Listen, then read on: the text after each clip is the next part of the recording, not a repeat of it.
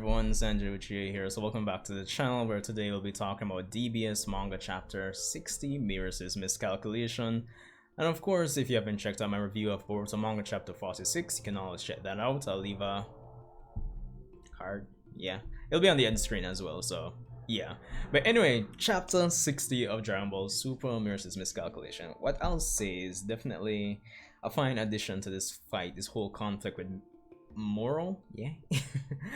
But at the same time, I feel like the chapter really highlights, really touches on certain topics that Dragon Ball Super has had, or should I say problems it's had from the very beginning. But I'll get more into that. So anyway, chapter 60. The fights are the finale between Ultra Instinct Omen, Goku, and Moro. And I must say, the fight is a pleasure to read, to just scroll through the panels. The art is looking pretty good. We pretty much start off the chapter with Moro and Goku powering up and, you know, just clashing together. Now, what I will say is that this chapter touches on the whole idea of Whis and Beerus getting involved, which really and truly kills the tension. That's something that persons have been saying from day one, like their involvement, especially since Resurrection F, like it really kills the tension and the stakes that are present. Now, this chapter really emphasizes that Beerus, Whis, and even Mirrors, that they should not get involved, which I don't know how long that's going to last. I don't know if Toyotaro is going to really keep that up, but I find it interesting that they don't really consider Moro to be part of the, or at least they consider Moro to be part of the whole natural cycle of life and death of planets. So that's interesting. But I like that they touch on that and they basically keep Beerus and Whis and Mirrors out of it. So it kind of allows the main cast of characters to do their thing and at least keep up the tension and stakes that are present. Now, the fight between Ultra Instinct Omen, Goku, and Moro, the finale, yo, as I'm saying, it's fun to watch. The choreography is decent, the art is good. Of course, one thing I also feel the chapter touched upon is the use of Ultra Instinct. And in this chapter, we have Goku going all out, using his sheer strength, sheer willpower, going up against Moro.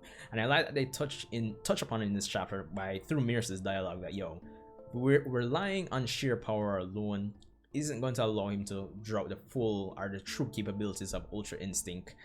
And I think this is something that goes all the way back to the finale of the Tournament of Power. Based on how Ultra Instinct is described, like pouring out your emotions, you'd think like it would drain the form or prevent the user from using to its full capability.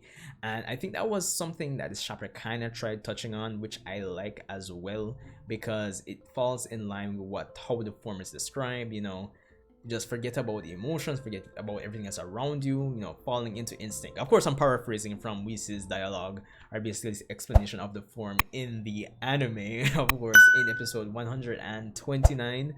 But yeah, I like that the chapter basically touched on that to some degree. So even though Moro is presented as stronger than Ultra Instinct Omen Goku presently, they make it a point in this chapter to say that, yo, the fact that the way that Goku's using it towards the end of the chapter, at least when he can no longer connect with Moro, it basically signifies that, yo, he's no longer using Omen to its full capability, even though he's basically going all out. Take that how you will. But that's the next thing too, Moro being stronger than Ultra Instinct Omen Goku, which is pretty wild to say the least, because it kind of signifies how many planets Moro has essentially consumed at this point.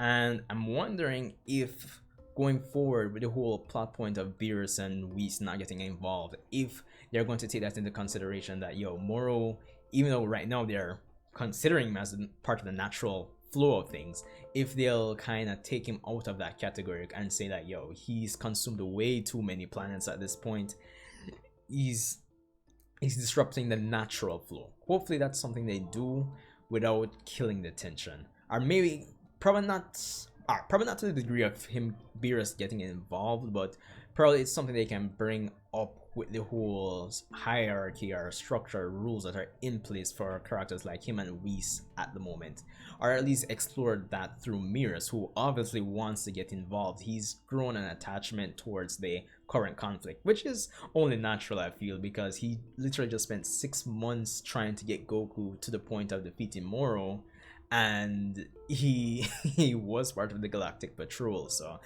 it's only natural for him to feel some degree of responsibility.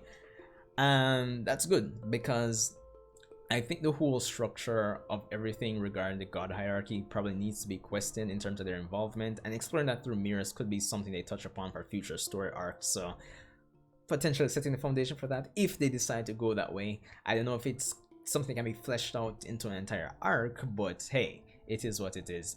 Now, Vegeta coming onto the scene. We have we have the revelation that Yardratians, they aren't allowed to basically visit other planets, especially if it's to somewhere where they haven't met somebody before. So we have Vegeta essentially trying to learn the instant transmission, or the instant teleportation, Shinkan Ido, yeah, in this chapter. And we get this funny scene where he fails to perform it, but he eventually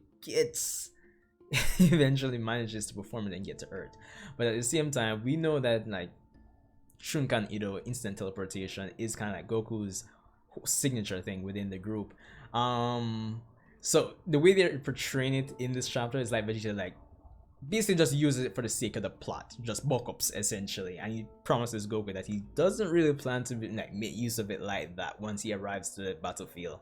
So, but at the same time, I don't know if that's it is a pride thing, obviously, but I don't know if that's gonna be like a smart move. If he can potentially do it, then I'm sure he performs it this chapter, so with some more practice he can master it, so that could be useful for upcoming conflicts. I'm just saying. So I don't know if it's a good idea to let him do that, but it is what it is. Of course, once Goku loses, we have androids 17 and 18 going in. Of course, they're no match against Moro. And of course, Piccolo and Gohan decide not to get involved because they'll be basically victims to Moro absorbing their energy. But we have Vegeta coming in, all smug, all confident. The thing is with Vegeta, and everybody says it, he is, in terms of portraying him and having him on screen, he's at his best. The audience is invested in watching him when he's being overconfident and all that. And the end of this chapter really plays up on that, and I like it. He's very confident. He essentially, well, he reveals that he has a move that can defeat Moro. Of course, he goes to Super Saiyan Blue, not evolution because the manga has its own version, but he used the enhanced form of Super Saiyan Blue that he used in the tournament in the manga. And of course, he proclaims that, like the dialogue that Vegeta had with Moro, it was funny. It's typical Vegeta, and I liked it, and it definitely worked. But yeah, I'm looking forward to seeing how this arc ends. I would go on to predict that we might have probably 2 or 3 more chapters. So I'll go on a limb and say probably 4 or even 5. Okay, who knows? Honestly, I think 5 chapters, which would bring us to June, July, August, September, October, probably would be the best thing. And then, we're setting up the winter season to kind of promote and advertise what's going to come next, because I think it's time we get past this whole 10-year time skip and move on with the franchise into new territory where character writing and everything is concerned. So, but that's just me. But anyway, I thought it was a decent chapter, fun to watch, fun to read. But yeah, that's all I have for this one, guys. Let me know what you thought about the chapter. Of course, be sure to rate, comment, and subscribe. Let me know what you think. If there's anything I missed, let's discuss it in the comment section, and I'll see you guys in the next one.